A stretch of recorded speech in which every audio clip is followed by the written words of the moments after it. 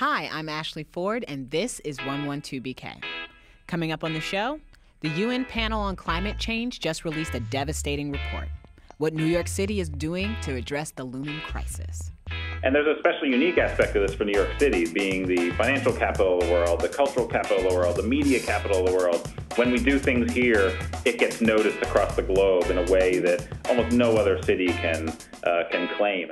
And then, U.S. Congresswoman Yvette Clarke is here to talk about a crazy couple of weeks in D.C. and what Brooklynites need to know about how their rep is working on their behalf. I am the fifth-ranked most progressive member of Congress. I am the left. Hi, and welcome to the show. Just ahead, the representative for New York's 9th Congressional District, Yvette Clarke, will be joining us. Over the last couple of weeks, her office has been inundated with calls about the Kavanaugh hearings, as well as the Trump administration's plan to restrict green card access for immigrants who they deem likely to use public assistance programs. But first, a bit of bleak news this past weekend from the UN Intergovernmental Panel on Climate Change. That body, publishing its first report since the Paris Climate Accords, says rising atmospheric temperatures won't have to rise as high as previously thought before wreaking widespread damage in the form of increased droughts, wildfires, food shortages, and mass die-offs of coral reefs. And that we have until 2040 to reverse direction. To tell us what New York City is doing to address this looming threat, we're joined over the phone by Daniel A. Zarrilli, Chief Climate Policy Advisor to the Mayor. Thanks for taking the time today, Daniel. Thanks for having me. You've mentioned that the new IPCC report is the latest in a string of wake-up calls. Could you elaborate on what you meant by that?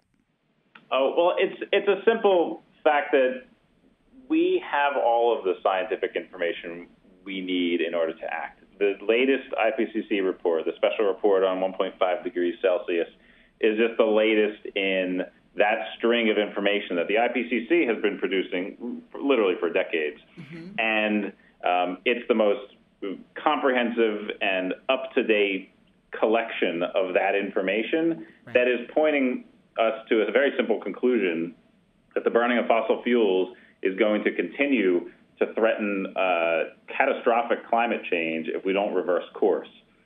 New York City released the first ever by any city plan to align ourselves with the 1.5 degree target of the Paris Agreement over a year ago at this point. And we've been working to accelerate our own actions to make sure we are driving down greenhouse gas emissions as a city.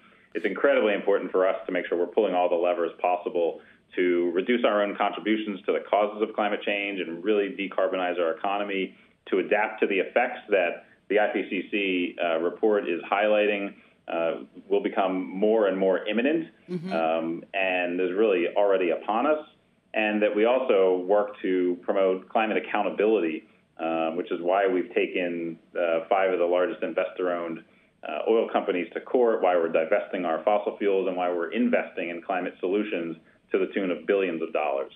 Right. So what are some of the specifics? You know, a lot of people, I think, they hear these things and all they think are overarching ideas, big ideas, like things that, you know, they worry they won't be able to comprehend or really understand what steps can be taken to meet those goals. So what are we doing as a city?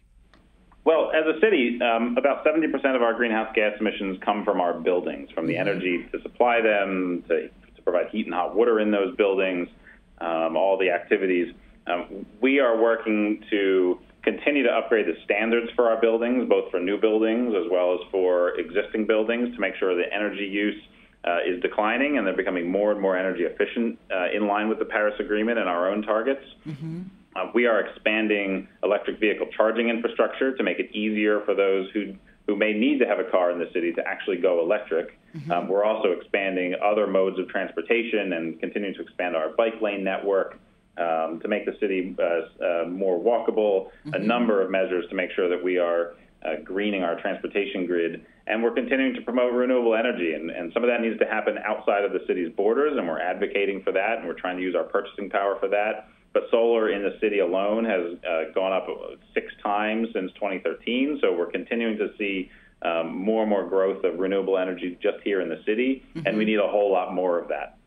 Yeah, that's what I keep thinking about, because New York can do a lot of work, and I think that that's important, and I'm always happy to see New York being a leader in these spaces. But what does that really mean for a global impact? Well, I think local impacts ultimately add up to global impacts, and in two ways. That all of us choosing to make different choices with our dollars and with our own actions can have a large impact across the globe. And there's a especially unique aspect of this for New York City, being the financial capital of the world, the cultural capital of the world, the media capital of the world. When we do things here, it gets noticed across the globe in a way that almost no other city can claim. And so by taking the actions we're doing and staying out in front and divesting from fossil fuels and investing big in climate solutions, others can follow that lead. Others can see that it's possible because New York is doing it, and therefore they can step into the fray and they can join the fight as well.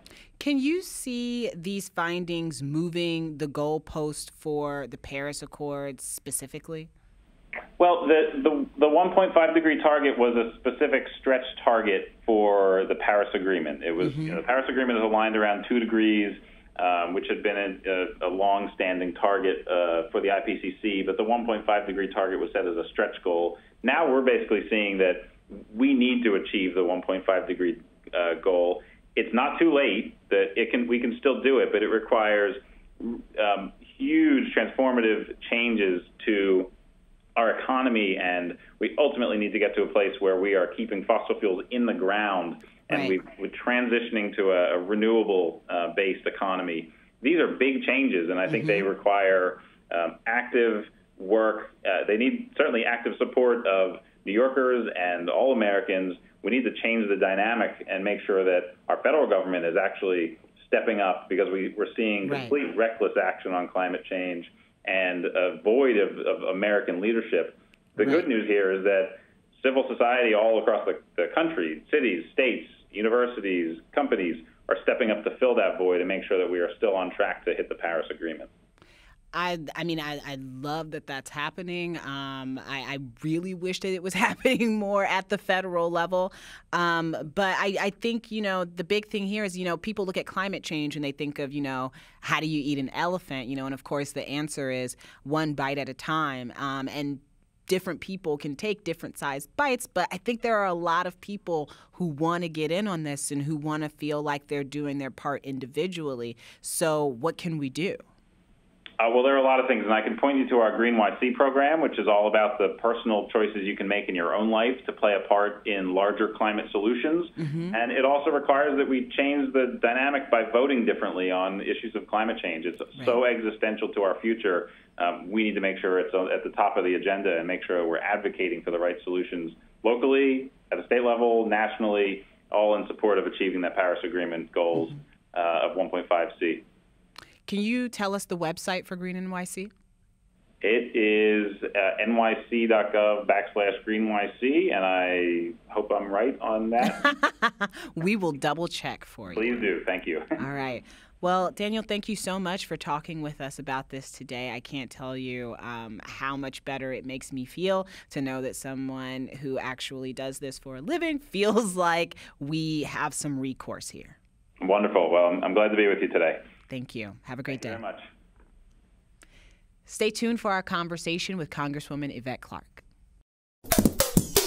We have with us now in the studio Congresswoman Yvette Clarke from New York's 9th Congressional District, which includes much of central Brooklyn. She joins us after a couple of crazy weeks in Washington. Congresswoman, welcome back to 112BK and welcome back to Brooklyn. Well, thank you so much, Ashley. It's great to be home. It's always great to have you here. These last few weeks, have they been like anything you've seen in the Capitol before? There is no comparison in modern day America that I can point to.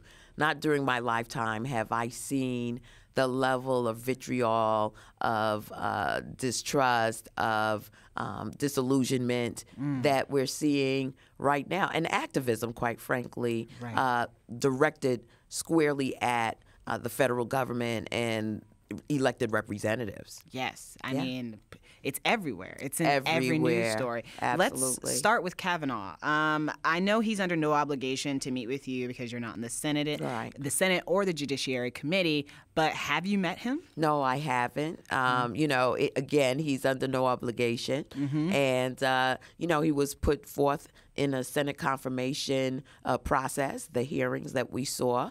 And, you know, we tried to add as much value to the conversation as we could from the House of Representatives, particularly the women of the House of Representatives, in making it known that we were concerned about the positions that he has taken, what the impact would be on women, communities of color, just based on what we knew about him in the public domain. Right. What are you hearing from your constituents? Because I'm guessing the phone lines are People blowing are up. outraged. Yeah. People are really outraged. They're disappointed.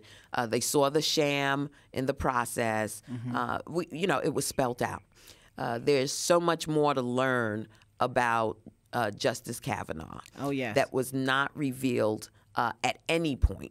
So when you say sham, are you referring to the FBI investigation? That I'm talking about the entire proceeding. Because remember, Judge Kavanaugh had a very storied public service history. Right. And the Senate Republicans decided very early on that they were going to basically direct how much of that would be made public. So if you start with the fact that he was a political appointee in the Bush presidency, there is, you know, a huge swath of information, of paperwork and everything else that he himself basically was responsible for putting before George Bush. Right. And in that position had a tremendous amount of power in influencing a number of things that took place during the Bush administration. So we want to know what those things are. We want to know what his perspective was. Right. You know, what led him or didn't to either sanction the Iraq War or not. You know, there were a whole host of things that took place in that era. Right. We never had access to that information or to making it possible for the public to review that. And this was well before the assault allegations or any investigation. So, I mean, you when you're looking at someone's character, you look at their entire history. So many people said that they thought Blasey Ford was credible, and that was people on both sides of the aisle, and yet they still voted to confirm Judge Kavanaugh. How does that happen? Well, you know, it happens when you're looking for justification to do some things that you want to do, right? You know, you want to appear as fair and as unbiased as possible in a confirmation hearing. But it's difficult to do that when you've already made up your mind that this is your candidate. That was stated by the Senate Majority Leader from the outset, and you're trying to back your way into justifying a conclusion that you had already come to. How did you feel after hearing his testimony? Well, I felt that he was extremely disrespectful. I felt that his demeanor, his temperament was not that of a Supreme Court justice, someone with a lifetime appointment to the highest court in our land. I felt that he spoke as though he were entitled to something, that by virtue of, you know, him breathing and him being even asked to be a nominee, that it was his. And someone was taking something from him, as opposed to I'm going through a job interview. Which was so many people. It's interesting because Trump just tweeted about the fact that Kavanaugh had been found innocent of all charges and had to be reminded that there was no trial, that he was simply having a job interview for Well, that's quite interesting when you think about the fact that a prosecutor was brought in to interview Dr. Ford. Yes. If there were no trial, Why not bring in a psychologist or a psychiatrist, someone who could really get into, the specifics of what this woman went through, specifically because she was so credible. Yes, absolutely. Right? I mean, I agree with you. And knowing of that credibility and knowing how many people believe her credibility and then still voted for this man. I know that you're saying that, people want to appear as unbiased as possible, but this sends a message to women. What are you seeing? A lot of outrage out there. I'm seeing a group, a cohort of women in the United States that have said throughout this presidency that enough is enough. And I'm seeing more and more women opening their eyes to the fact that this way of shutting women down, which is baked into a mentality that is coming from our own government, is unsustainable. I see women mobilizing. I see women organizing. They've been mobilizing from day one, whether it's the Women's March, the Me Too movement. That is important. And I want to talk to the women who feel helpless in this time, because we have to help undergird these women to know that they deserve better and that we all have the same value in our society, and their experiences are just as valid in this moment. And we are sisters in the struggle to make sure that women's equality is something that we experience in our lifetime. And that these elections are critical in that regard. Yes, they are. There's a lot of push right now. I see it everywhere for people to vote. And I've never seen this much push for people to vote in a midterm election. And I have to say that gives me personally a lot of hope. Just seeing the directives. We'll see how many people show up, but I think we're going to be surprised. Well, to be perfectly honest. I think we're going to be happily that surprised. We need to convert that energy we had as Americans in electing the first African-American president of the United States of America, which was one of the highest watermarks that we've achieved in voting in a generation, to a habitual voting. Yes. Whether it's midterms or presidential, whether it's school board or mayor. Right. Consistently engaged. Absolutely. So people are bracing for the court lurch to the right, because that's what's going to happen now. What's the plan now for Democrats in Congress? People have mentioned a few things that could happen: court packing, impeachment. Where do you fall? What are you thinking? Yeah, right I'm now? thinking right now this midterm election is critical to answering that question. Having experience being in both the majority in the House of Representatives and seeing how the responsibility for governance is so very important, having oversight of every agency, asking the appropriate questions, looking for all of those improprieties and legislating to abate those things. It's critical now that we're in the minority, we being my party, the Democrats, that we encourage everyone to come out and vote, because Republicans, who are in the majority now, have demonstrated a lack of courage, integrity. There's a culture of corruption that is taking place, and there's fear.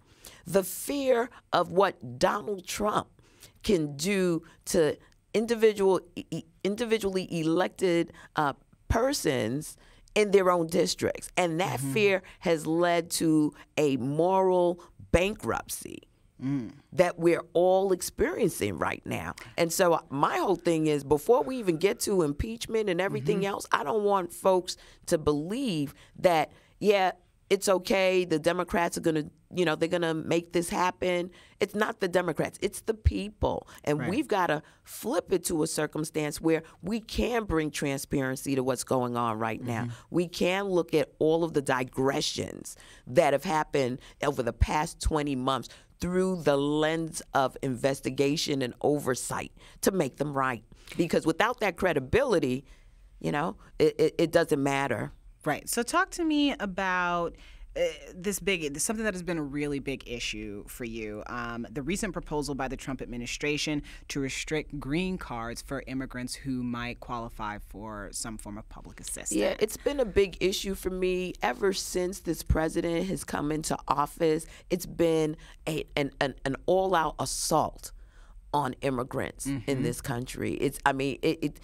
The level of fear and anxiety in the faces of the people of the 9th Congressional District and other immigrant communities across this nation is heartbreaking. Right. So whether it's the Muslim ban, whether it's suspending DACA, whether it's eliminating temporary protected status, whether it's separating children from their parents at the southern border, whether it's trying to eliminate diversity visas.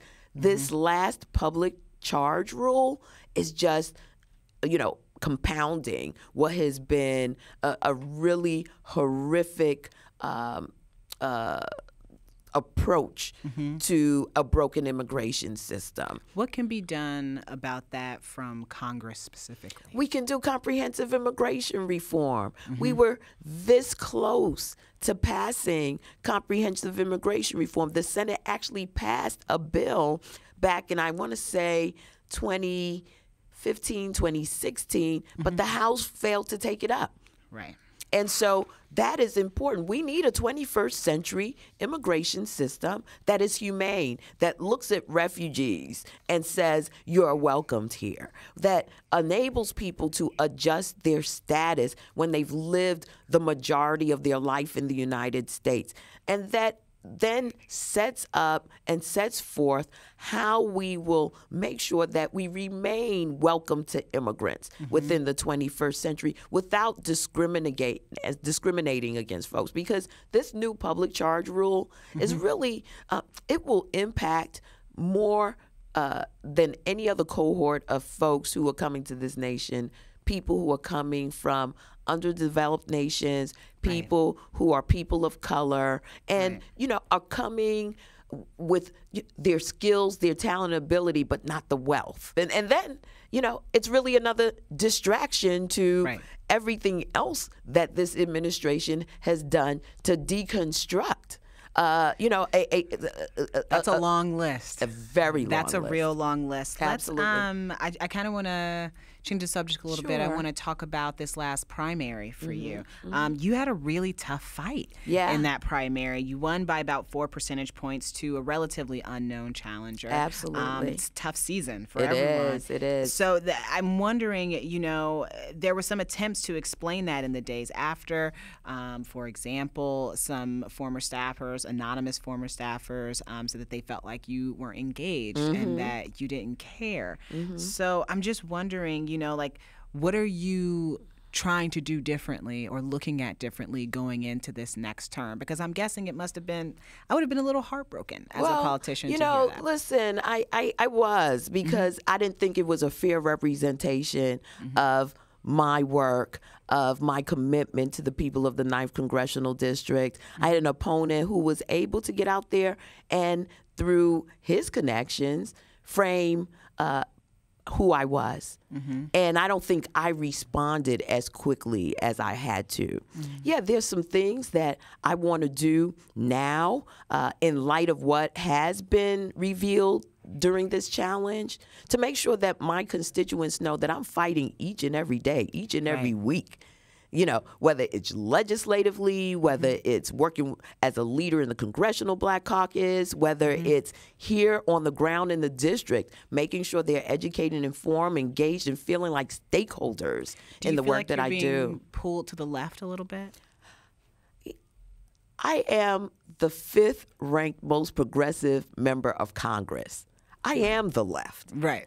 So I don't know what that distinction is for the people of my district, because there hasn't been an issue that I believe that impacts us where I haven't taken the most progressive stance that I can take, and that is reflective of the views of the people that I represent. I'm constantly engaged in that space.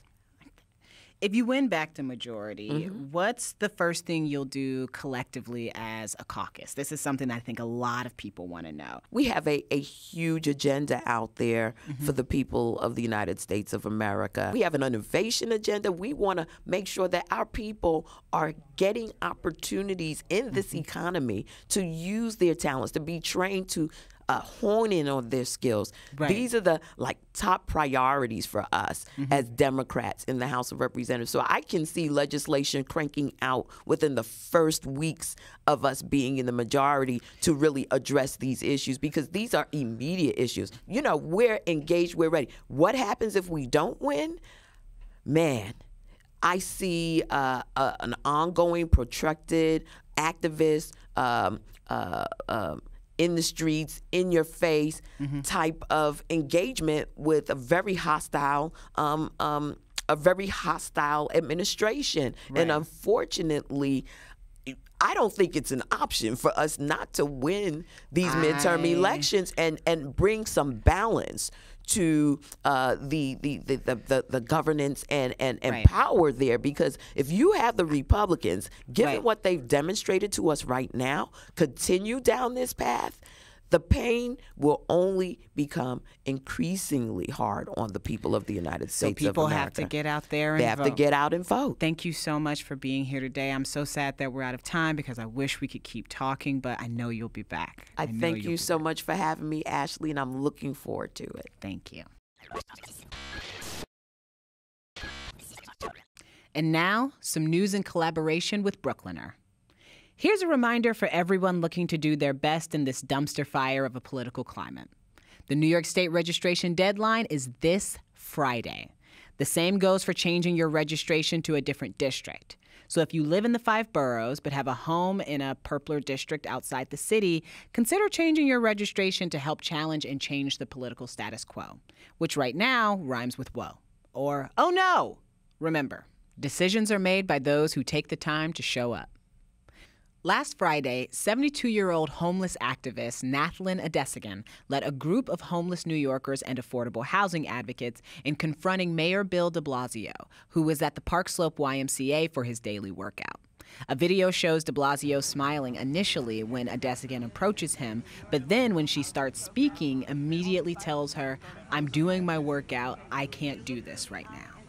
According to House Our Future New York, 84,000 homeless New Yorkers are living in shelters, including more than 22,000 children. Defending his refusal to talk, de Blasio says cameras are not allowed in the Y. But the activist waited for de Blasio to complete his workout and continued to demand answers from the mayor as he silently got into his SUV and was chauffeured away. The New York City Parks Department has issued a warning about raccoons with the Canine Distemper Virus cited in Prospect Park. The distemper virus doesn't pose a health risk for humans, but dogs are susceptible to the disease. So keep your dogs leashed while in Prospect Park, people. Also make sure your dogs are up to date on their rabies and distemper vaccines. If they aren't and they get bit, they may be quarantined. We've all witnessed the cautionary tale that is The Walking Dead, so for the love of the living, don't feed the wildlife. For more on these and other stories, check out Brooklyner at BKLYNER.com.